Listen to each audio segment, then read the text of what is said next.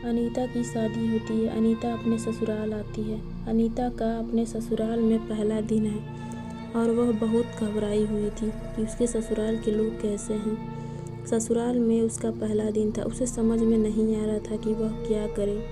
उसकी 2 ननद थी। एक का नाम रीना था, दूसरी ननद का नाम मीना था। मीना अपनी भाभी के आगे पीछे घूमती रहती थी।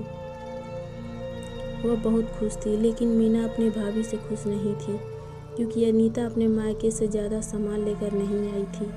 मीना चाहती थी कि मेरे भाई की शादी किसी अमीर लड़के से हो जो कि ज़्यादा दान दहेज मिले, लेकिन अनीता के माँ बाप बहुत गरीब थे। वह ज़्यादा दान दहेज नहीं दे पाए। मीना को अपनी भाभी अनीता बहुत खटकती थी। शादी के दूसरे दिन ही मीना को उससे किचन में खाना बनाने के लिए कहा। अनीता की सास ने उसे किचन में जाने से मना कर दिया। नहीं बहू, अभी तो तुमको आए हुए 2 दिन भी नहीं हुए और तुम अभी से खाना नहीं बनाओगी। कुछ दिन बीत जाने दो, जब तुम्हें पता चल जाएगा कि इसको क्या क्या पसंद है। लेकिन मीना यह सुनकर गुस्सा हो जाती है।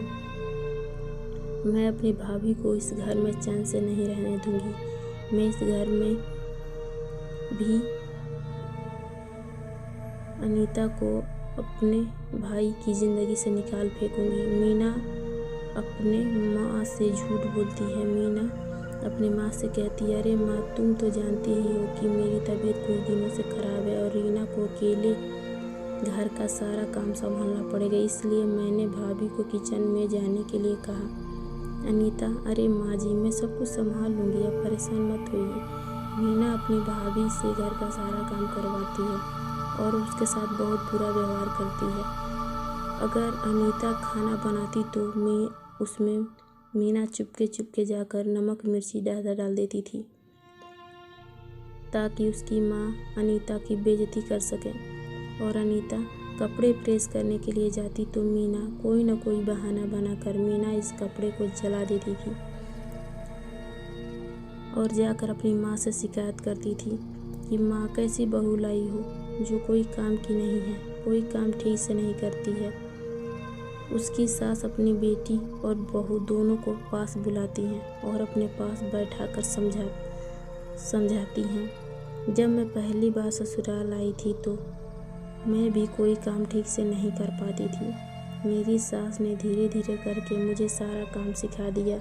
वैसे ही मैं अपनी बहू अनीता को भी घर का सारा काम और घर कैसे संभालते हैं सब कुछ सिखा दूंगी।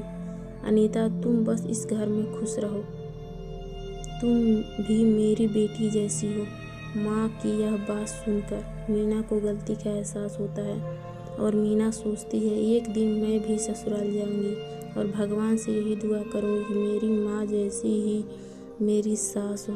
मीना उस दिन से अपनी भाभी के साथ अच्छा व्यवहार करने लगती है और खुश रहती है।